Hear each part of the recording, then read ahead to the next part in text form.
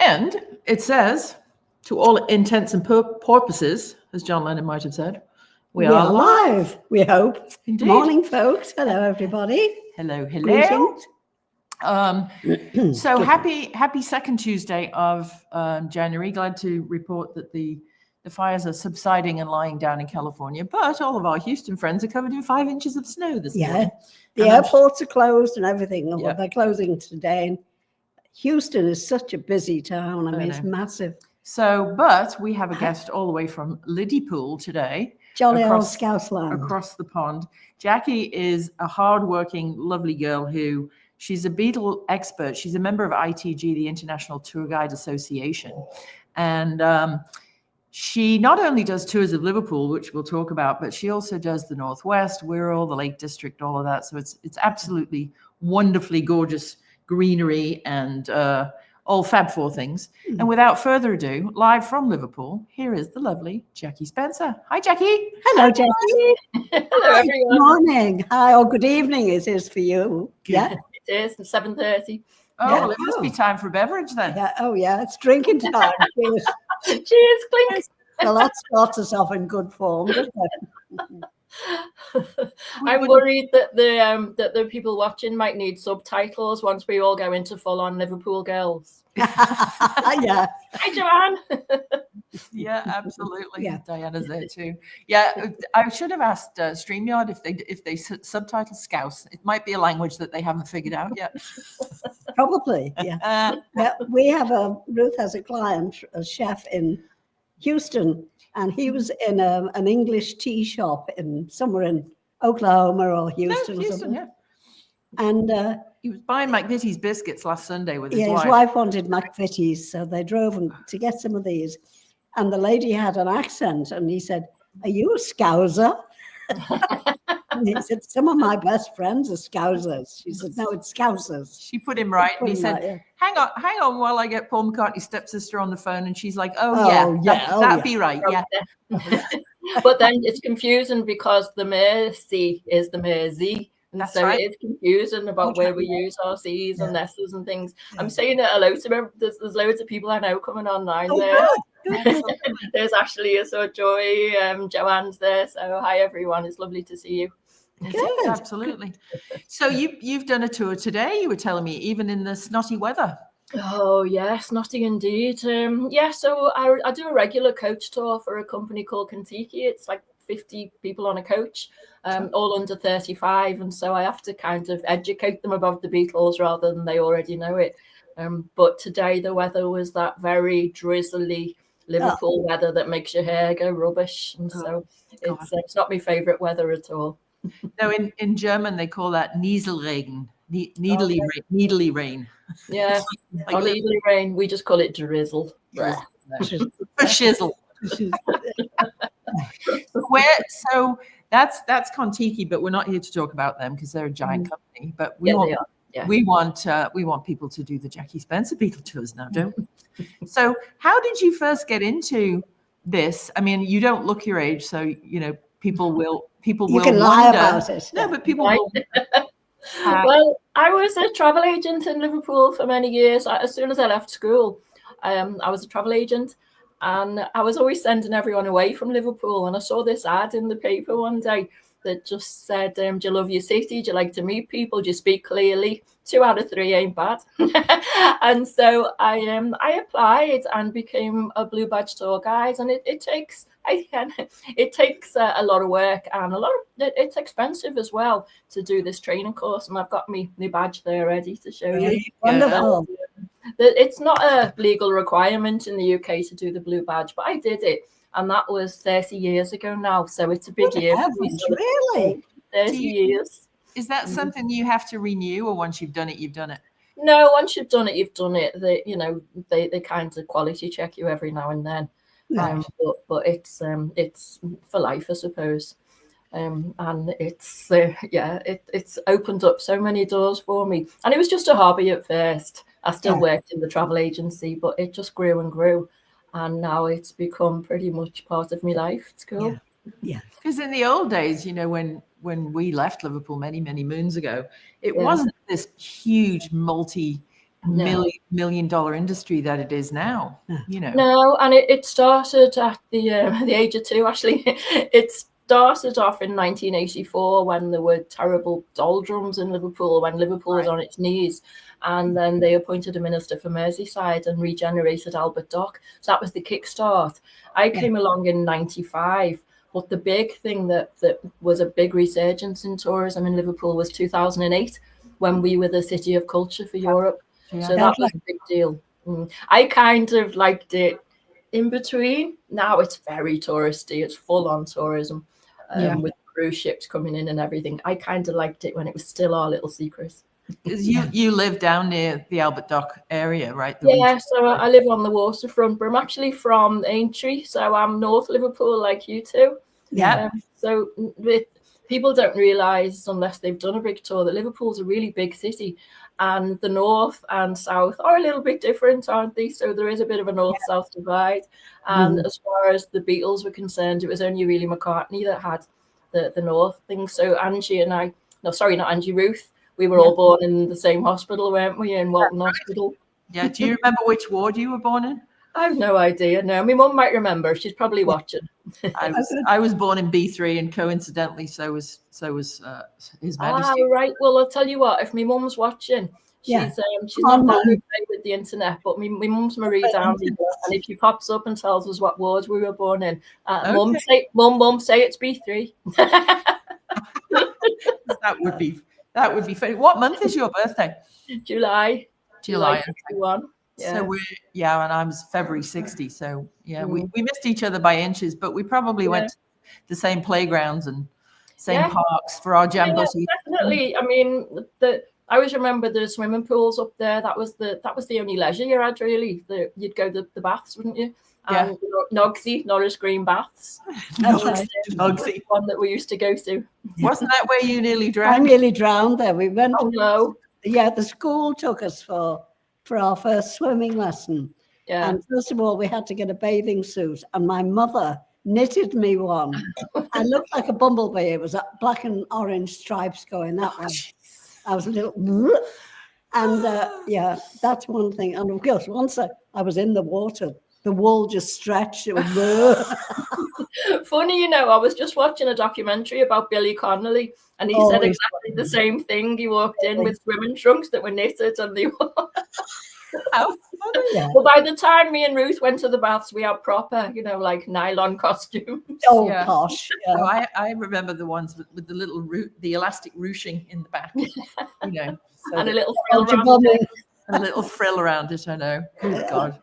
Well, maybe for your 96th birthday, I'll knit you a new bathing costume. Thank you very much. I hope everyone's interested in us reminiscing about the old Liverpool days, because this seems like what we're going to do. But I tell you what, if I was going to get into a bathing suit now, we didn't need to have an ocean to float me in. Probably. Yeah, if wet under the pier, if wet under Angie's bathing costume. Oh, I don't believe that for a minute, but you've got the Pacific right next to you. I've got the Atlantic, so we'll do it simultaneously. So how would you explain to people who are first timers that are coming to Liverpool for the first time, what do you recommend they do tour wise? Because you have different products, don't you? You have 4 hours, 5 hours, 7 hours, 2 days, private tours, all of that. And it really depends on how much they're into it and how much their partner's into it as well, because sometimes partners get dragged into all of this. So if it's the trip of a lifetime and you've loved the Beatles all your life and this is your bucket list, do the full day 2-day tour, but make sure you spend enough time to do everything else as well. I always say maybe have 4 nights minimum in Liverpool. Yep. Because some people come up on the train and go back the same day. No time to do anything. Yeah, you can't immerse yourself in the culture of the city or anything, then, can you? But if you've got limited time, you just want a quick overview. Yeah, the 4-hour tour is lovely. It takes you to all the main places. Penny Lane, Strawberry Field, and even if you don't want to do a tour with me, I'm not gonna, I'm not that pushy about my tours. You can jump on the mystery tour bus and see the highlights and things. Yeah. Obviously, I prefer it if you come with me.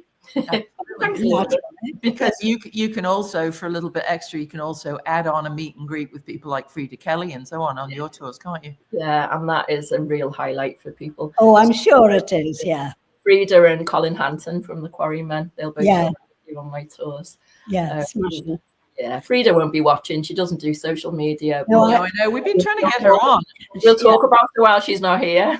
She's lovely. Everybody absolutely adores her. I know. When you think, it's like Anne, she's living history, really. She was right there, bang slap in the middle of it. I was too, but as a child, you don't have the same experiences or memories or whatever. But the fact that Frida's willing to still sit and tell the same stories to the fans, it just proves that, she's still a fan herself. We all are. Yeah. I mean, that's what she always says. She was a fan. And that's why she was so great at what she did, because she never ripped people off in the fan club, because she was a fan. She's an amazing woman, and I'm proud to call her my friend. She's absolutely. Yeah, me too. Absolutely. Yeah. She and I, we lost touch over the years when I moved after Jim died and things were a bit difficult, and we moved away and finished up in America. And then I started doing a weekly show with Pete Price on the radio. Oh, yeah. And Pete got onto me one day and he said, I was stopped in the street yesterday by a lady named Frida Kelly. And I said, wow. He said, yeah, well, she wants to know, can she have your phone number and your email address and so on. Wow. So we got in touch then. And of course, she made that documentary, Good Old Frida. Oh, wonderful. Oh, isn't it fabulous? And Angie's in it. Great show. Yeah, Angie's in it, sitting in the couch. I know. Yeah. Over here. Ryan White, it was, I think, his first. It was big Ryan White's first film. Yeah. And they came to film crew, three people. Yeah. So, there was Austin, the sound guy, Jessica, who did lights and production, and Ryan, who was the director. And they shot that whole thing for pennies, and it's won awards all over the world. It's fabulous. If you haven't seen it, it's called Good Old Frida. Yeah. And you'll see Madam doing a cameo. You'll fall in love with her. You absolutely will. Yeah, the takeaway for me from that film was, the way they go up in her loft and she's still got boxes of fan mail. And it took her years and years, but every last letter got answered. Yeah. That's dedication. Going further back than that, though, she originally put up her own home mail address. Oh, I know. And the postman used to come struggling with loads of mail. Thank you, Ken. Sorry, I'm seeing all my little mates popping up. Hey, Ken.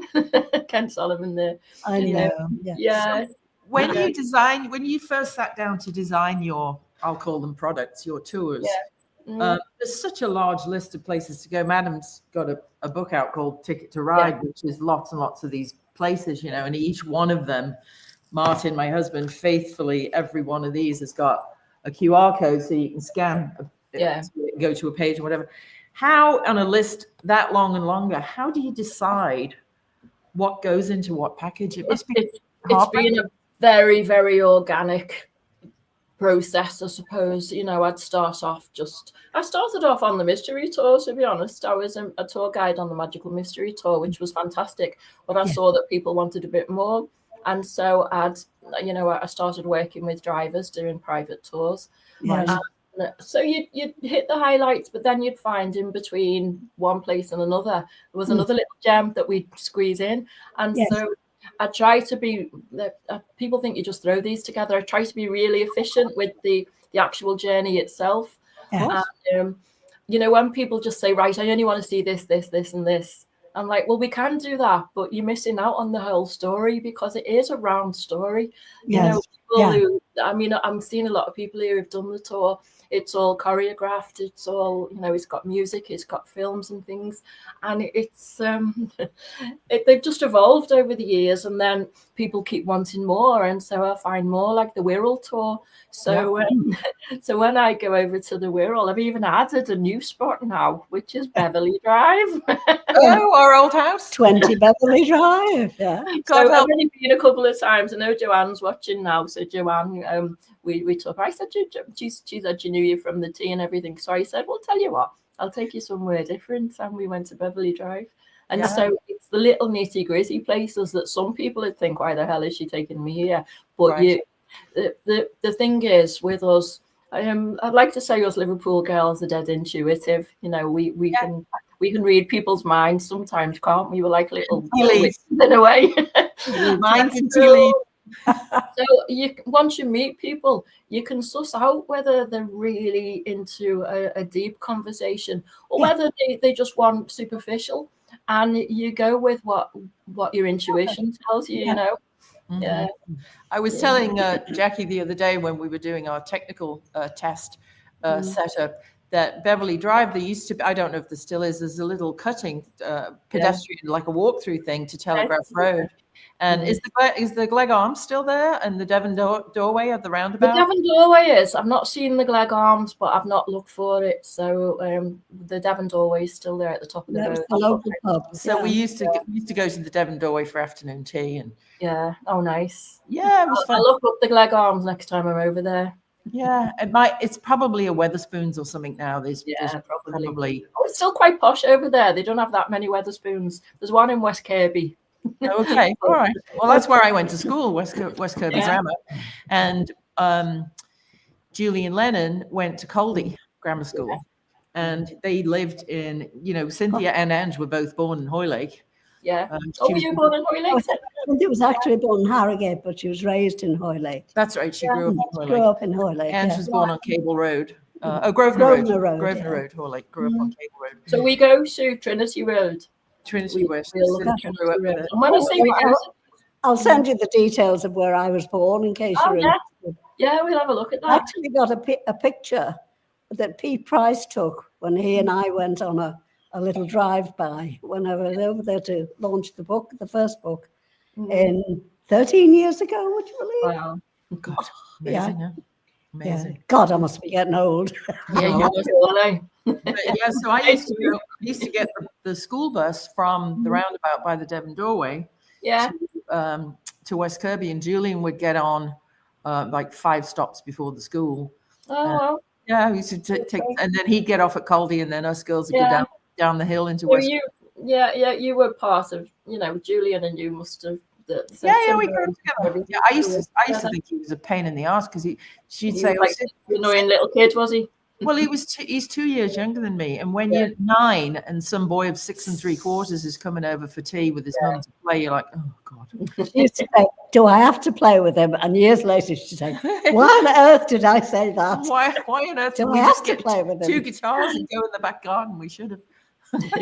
I've not met him properly. I've been to events where he's been, but I'm not one to throw myself at people, and so I've never really gone and spoken to him. But I'd love to. He's a lovely boy who's had a very difficult life.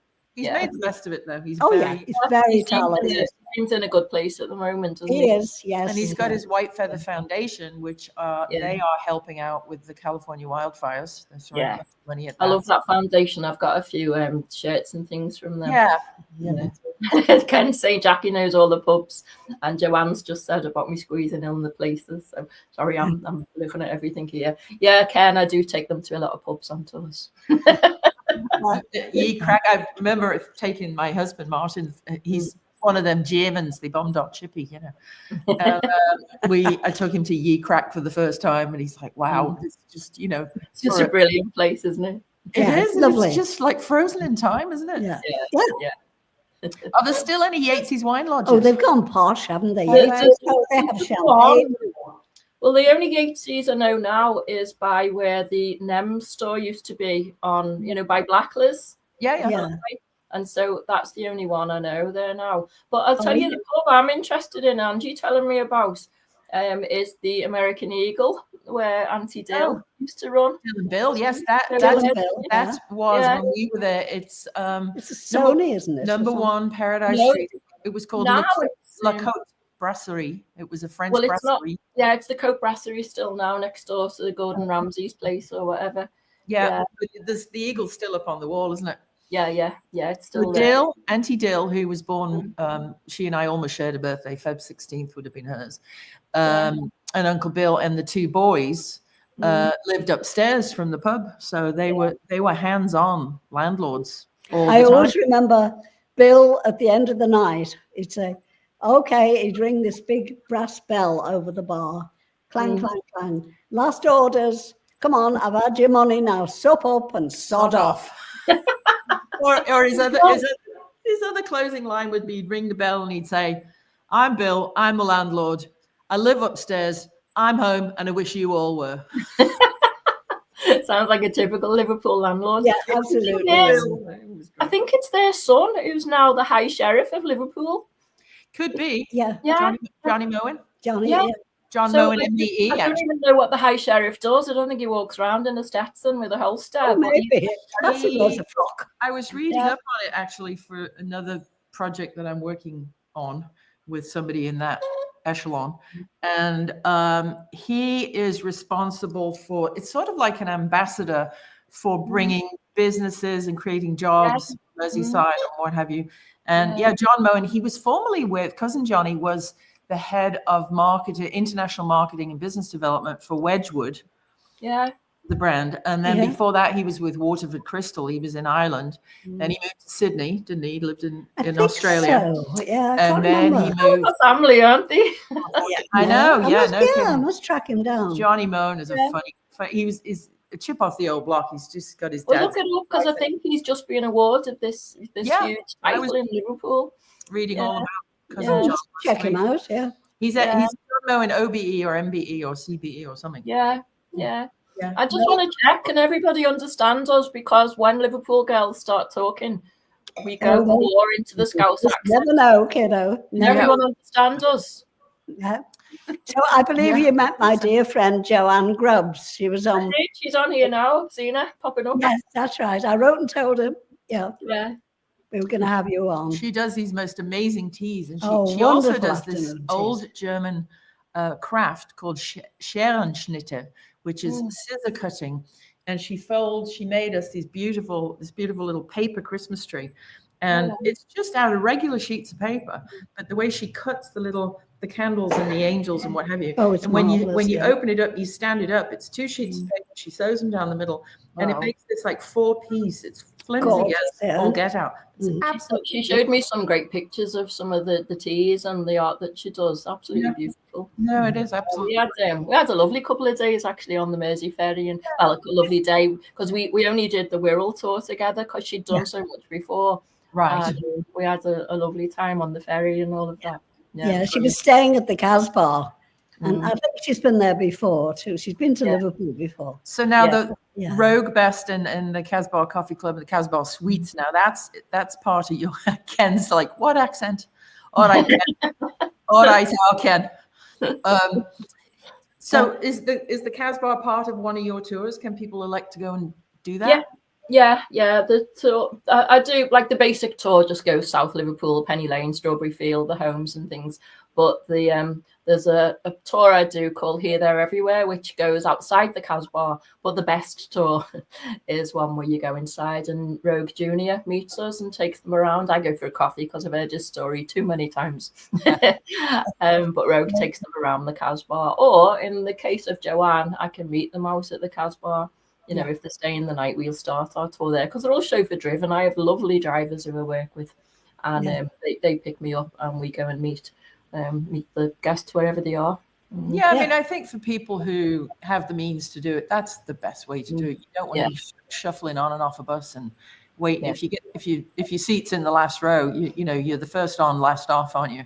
Yeah, it is an investment. But I also work with big tour operators like the Beatles Pilgrimage Tour. And tour companies over in Norway where they bring a coach loads of people for really in-depth tours and I stay with them for a few days. So we do get to know each other. So Paul Lucas, who's just given us a thumbs up now, is the lovely driver that we work with. Great. Paul. And Joy says Paul's the best driver. Yeah, he is the best driver. He's wonderful. Don't let the other drivers see that. But Paul I've been working with for, we don't even know how long, probably 20 years or something. Oh. And so he reads my mind. He knows when I just have to nod and he knows where we go to next. So I don't have to concentrate on telling the drivers where we need to be. Yes. So I'm sat in the back of the car with them, showing them all the pictures and just having a chat and singing along to all the tours. So all the songs. So it's not like you're on a formal tour where you've got to sit down and listen to the facts. It's just a day out. And it's great. Yeah, it's good. Yeah. What do you want to link for, Ken?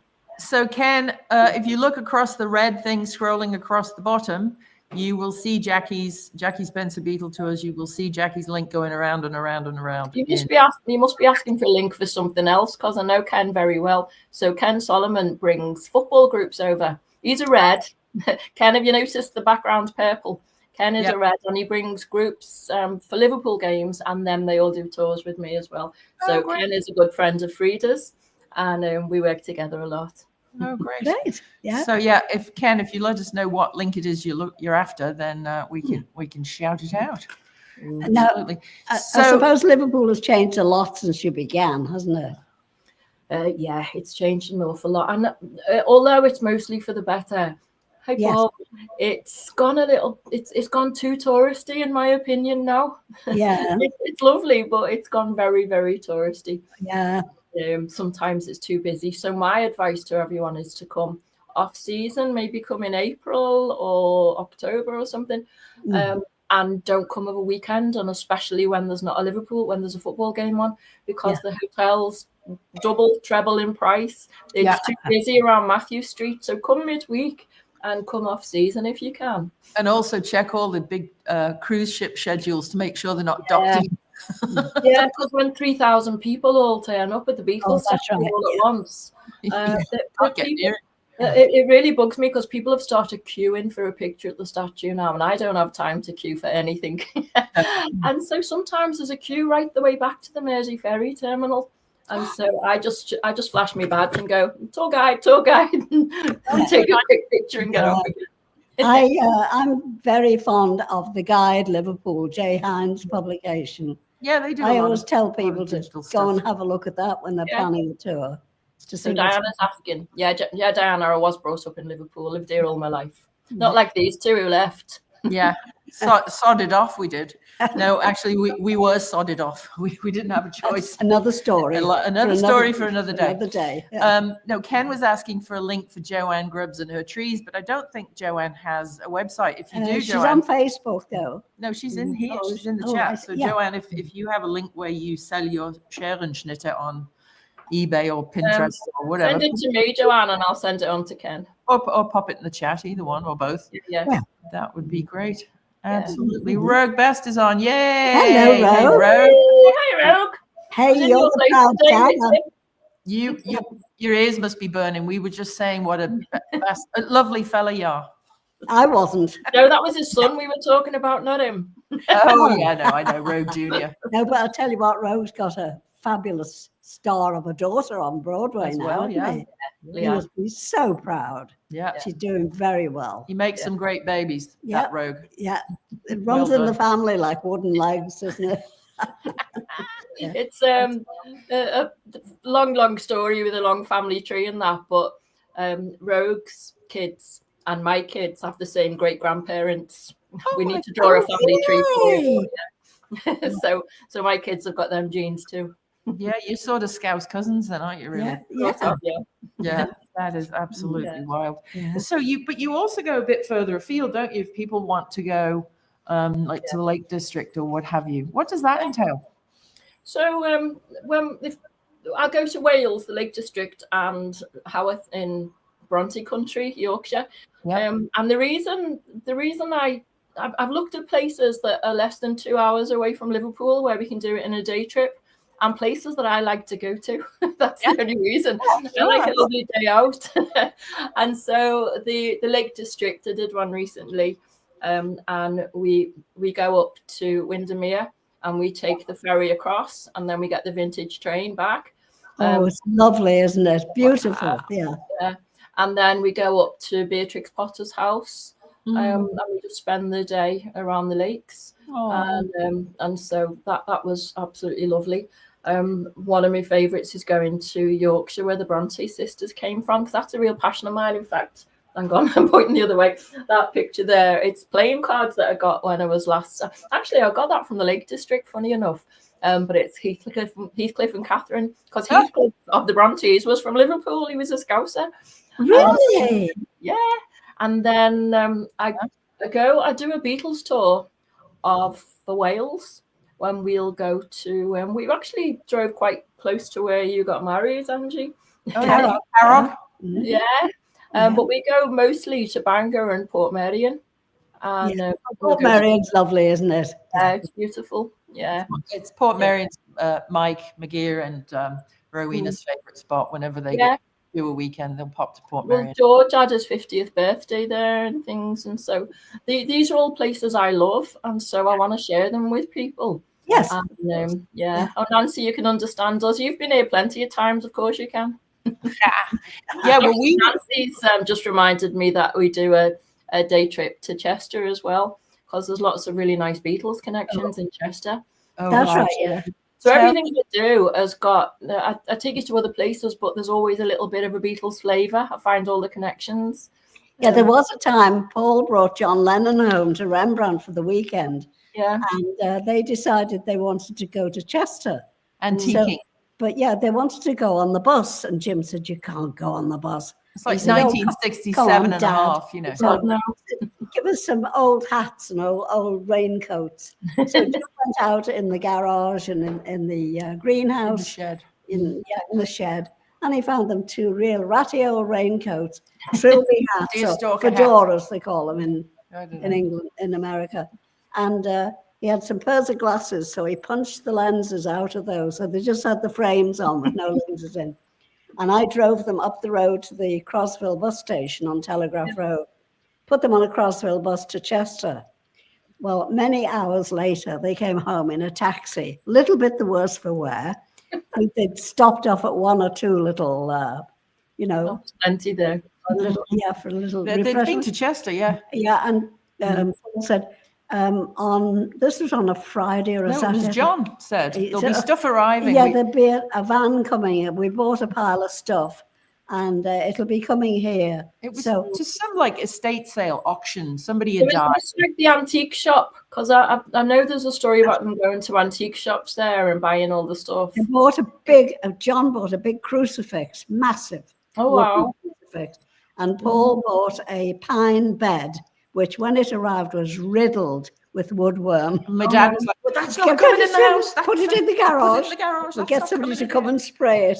You see, these are the stories that they're great from people who were actually there. It's the human interest stories that I'm interested in. We can talk about the music all day long, but it's the little human interest stories that make it big. The funny part of that story was that night we were all sitting having din-dins in the dining room. And my dad said to them, so what did you get up to apart from obviously going to several pubs? And they said, well, we found this estate sale, we were antiquing and we found this, they were holding an auction. And unfortunately, we got separated. Paul was down the front with his catalogue and John was at the back near the door because I think he'd gone out for a smoke and he couldn't get back in. And so they've been to the pub and they're like, lot number 244. Who will open the bidding at £20? So Paul goes, I will. And then so John sees Paul's hand up. So he's like, 25, blah, blah, blah. They drive the price up. They have no idea what they're bidding on. They drive the bidding up to like 200 and something quid in 1967. It was the light linoleum on the floor that it was stood on. So they said, oh, no, we're not taking that. You can have it. You can keep it. Oh, wow. Oh, God, I've never heard that before. Each other in the same room. You know. The building is driving the price up and they didn't even know what it was. And it was the tatty old lino on the floor. No wonder it opened at a £5, you know. Yeah. Unbelievable. That's a lovely story. It's really good. So I'm from Aintree. And I lived literally up the road from Aintree Racecourse, and so I love the whole Drake's Drum story. So you were there that day at Aintree? Yes, I was. Drake's Drum run. Yeah, I was probably where I used to live. It was just a walk through to the racecourse, and once the races had started, you could just sneak in and sit on the little. Oh, really? Hill. And so we used to do that a lot. So I might have been there the same day as you when it was about. I'll send you some photographs. Yeah, I've got some pictures. In like little white ankle boots and a bastard hat. Swine of a hat, yeah. Absolutely a bastard hat. I love the whole Drake's Drum story. Yeah. When it was my dad's birthday, 7th of July, his 64th birthday, which you're Yeah. going to. Also, my 64th birthday is the 8th of July. Coming up. Oh, is it really? You're one day different from Jimmy Mack, and they had all been down to London for the premiere of, I can't remember what the film would have been. A Hard Day's Night, probably. It was a Hard Day's Night. I remember it now. And that, which was the day before, the 6th. Yeah. And when it became midnight, Paul came over to his dad with this big flat brown paper package, and Jim ripped it open, and it was a picture oil of a painting horse. of a horse. And he said, "Oh, it's very nice, son. Thank you. Very nice picture of a horse." He said, "Oh, it's not just the horse. It's not just the picture. I bought you the bloody horse, and it's running at Chester on Saturday the or whatever. Hilton Place, yeah." Drake Strum we used to train him up on Telegraph Road at Colonel. No, Colonel Hyde had him first in Yorkshire, then we brought him to down to Heswell. And Well, funnily enough, Frida Kelly worked at that Same place, stables. same place, but we didn't know. She didn't know. Did Drake Strum live a long, unhappy life in the Wirral? Yeah. He did, and then Paul and Linda took him up to Scotland. Scotland. Yeah. Oh, so he went up to Scotland in the end. He lived out his days on the wilds of the farm. So there's photographs of Paul riding Drake Strum. Is that in Scotland? Yeah. Rather than That's right, I was terrified of him. I'd never seen a horse. Big, wasn't he? He was very big, 14 and a half hands. Yeah. Yeah. And they know if people are afraid of them. And we used to go regularly. She was a bugger for hats, and she'd always get hats with like little buttons or pom-poms or some crap on the top. Velvet. And the bloody horse would be, and he'd just take them off her head every time he got near him. Reach out of his box. He'd bite her hat off. Yeah. Oh, that's funny. Oh, well. That's funny. God, we're all getting old, aren't we, digging that far back? We certainly are. Yeah. So Ashley was asking further up something about you do a tour to Bangor and the prisoner locale. Yeah, that's what we were just talking about, Ashley. We go to Bangor and see where the Beatles met the Maharishi, and then we go to Port Merion. And I don't know whether he's looking, but you might watch later. Myrig Jones at Port Merion is such a wonderful host. He meets us there and shows us around, and so it's got such a 60s vibe about it. It's a wonderful, wonderful place. If you get the chance to stay overnight there as well, it's special. So special. Oh, lovely. Hello to last week's guest, author Aaron Badgley, author of the Dark Horse, George Harrison label book. He was our guest. He was a big horse, Elizabeth. He was.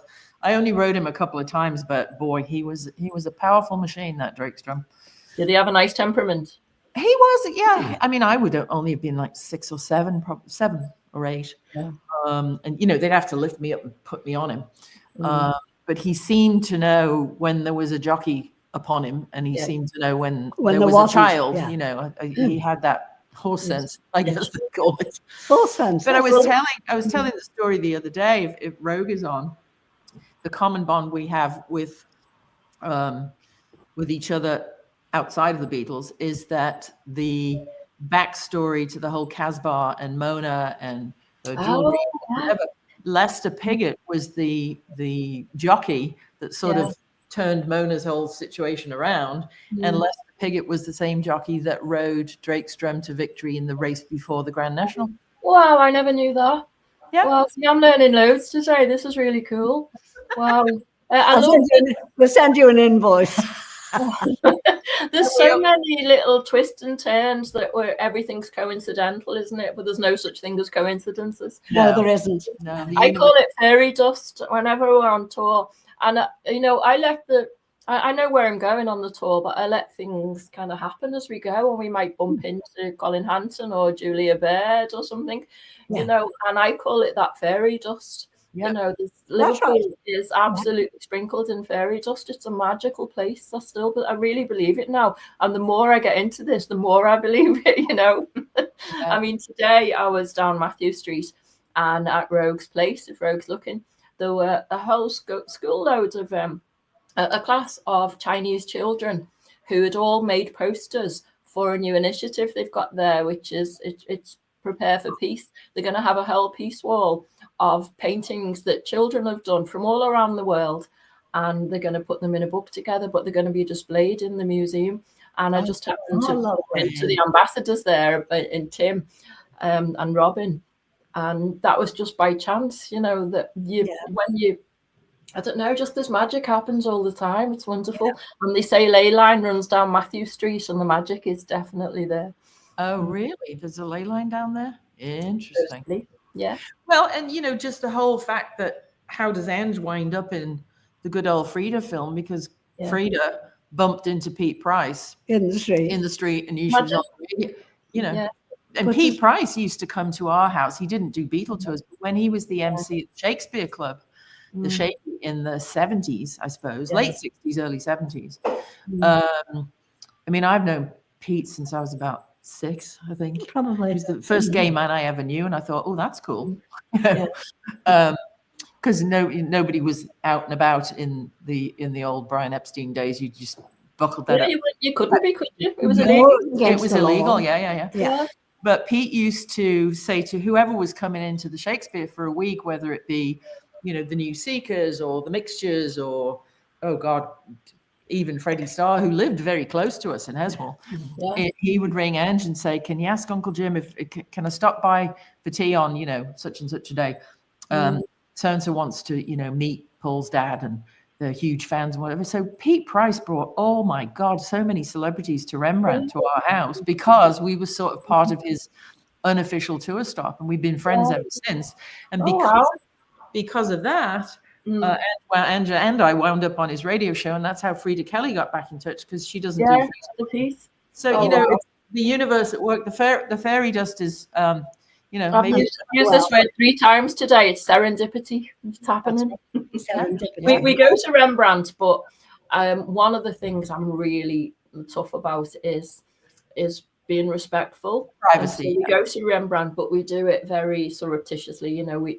We jump out, get a quick picture, and move on. And if there's anybody there, we do kind of do it super quickly. We wouldn't hang around and wait. That's right. So, we're very discreet. So the garage, when you look through the gates, the garage is on the right and the porch and the house is on the left. My bedroom is that first dormer window that you see next to the garage side. That is the same said garage where John Lennon's crucifix and Paul's bed full of woodworm was. Now you've got another story to go. But now I love all the photographs of you with Martha in the garden, who looks almost as big as Drake's drum. Yes, she was. Well, she was a big dog, and she liked to stand. You always knew when Martha had to, as they say in America, pass gas, because she would make such a drama. She'd come into the lounge and she'd walk up one side, down the other, and then she'd stand in front of the television and let one go. It was a performance. We'll never hear the song the same again. Now we'll think of voices. Martha, my dear. And so, God love her, she was like, I don't know, Tessie O'Shea. She had to make a performance out of it. She was quite the dog. And then little Eddie, the Jane Asher bought a Yorkshire Terrier, Edgar Passionate Blue. And they just couldn't handle him. He was too much. So they gave him to Auntie Millie. Well, first of all, he gave it to Jean Mary, I think. Did they? Cousin Jean and Ted, and then they gave it to Auntie Millie. It was the first dog with ADHD that I'd ever met. He used to shake and sniff and fart. And he hated. We had floor-to-ceiling red velvet curtains, and Eddie was determined to have them go. So he used to come and lift his leg like incrementally all around. Lovely. All around the room, isn't that lovely? This is gold. It's really gold. That's funny. Well, any other, I'm just looking in the comments, see if anybody, Ashley says he'll be coming back and bring back Rod Davis's banjo back home. All right, what are you doing with it, Ashley? Why have you got Rod Davis's banjo? I know, right? What's going on there? Ashley's an international man of mystery, Yes, I know. I think he's actually James Bond. You think so? Yeah. All right. Okay. He was out here not long ago with 2 very interesting friends, and we all had dinner together here in the village. Yeah, he's a very generous host. We love our Ash. Yeah, we do. So if you are Jackie Spencer, I can't read my own writing here. If you want to learn more about how to book with Jackie, get on it today, because she's booked up through next summer. I really am, and I'm being quite strict with myself this year, because I'm not getting any younger. and I'm I'm trying not to work Saturdays and Sundays, so I get some days off. Basically, I'm Yes, really crazy busy, and it's only me. You know, it's not like I've got a whole loads of people working for me. So once I'm booked, I'm booked. Yep. And you know, I'm trying to pace myself and get some quality. I've got 3 Very grandchildren I want to spend time with, and so you know, what if I'm booked up that day, I'm booked up. So please get in quickly, or come at a quiet time. You know, you can book me anytime in the next 2 weeks. I'll be fine. Just not June is completely booked up. I've not got a single date left in June. No. Wow. And I'm having a week after my birthday in July, so don't try and come that week either. Good on you, because it's, you know, make hay while the sun shines, but it's really, it's hard work, and you've got to find the balance, haven't you? And Yes. it's lovely. Oh, I'm blessed my job every day. It's lovely, but it's very, very tiring. It's exhausting. I'm sure. And for you, you know, to make it feel like it's the first time for the maybe the second or third for That's your important. customers. Yeah, I see it through their eyes. You know, I know how I feel, how I felt the first time I saw these places, and so I see it through their eyes. Polly's asking when she should come for a few months. Do you know what, Polly? I'd say April is beautiful. So maybe March, April, May.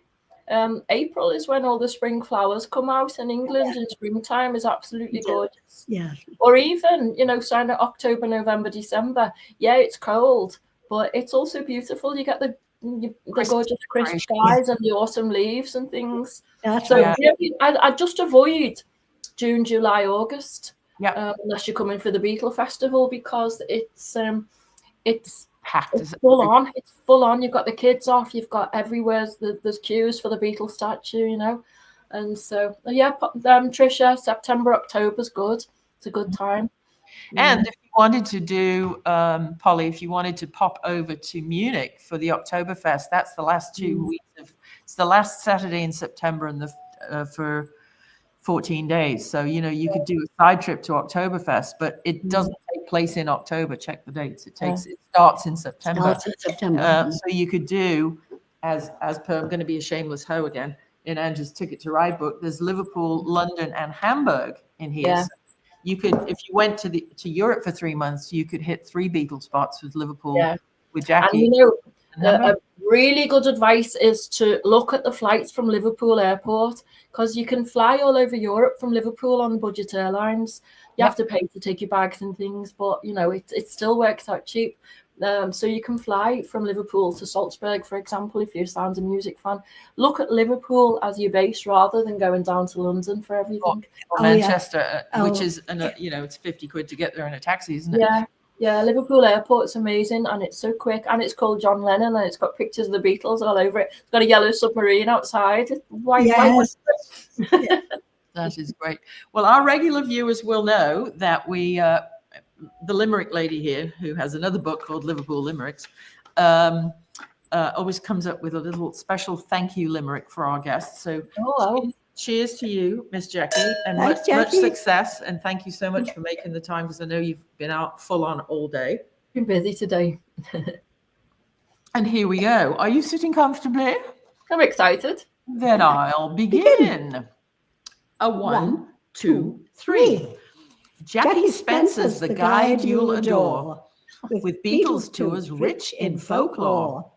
Through Scousers landmarks and Wirral's green parks, there's so much to see and explore. Ta-da! Oh, that's going on my website. I love it. Thank you. I'll email it to you right now. Absolutely. Thank you so much. That was great. Yeah, thanks, Jackie. So tell people whether it's Jackie Spencer Beatlesguide.com. Just Beatleguide.com is, you get me through there. I'll just put my name in. But Beatleguide.com gets you to the website. There's Paul with his wine. Paul, my driver, is showing up the wine. Paul lives in the Lake District. He's very, very lucky. When he's not driving tours with me, he likes a glass of red wine in the nighttime. Joy, who's been on tours with, she's been with Paul a few times on the tours. Ashley, yeah, I'll tell Jean hello from the family. So Joni, hi Joni. So I know most of these people. They've already been on tours, so we're kind of preaching to the converted here. They've already been on tours with me. So this will live on all of our on Angie's Facebook page, but Martin is going to post it on the front page of the McCartney Times on McCartney.com shortly, within the hour. And if you can't find it there, it's on the TeaFlix YouTube channel. So spread the love and tell the world, and there you go. And we will, as Mike McGee would say, we'll see you all of a sudden. Can you ask Martin if he can put subtitles on? Yeah, absolutely. Ta-da, Ashley. Absolutely. All right, kids. Bye-bye. We'll see you all of a sudden. Bye. Bye-bye, love.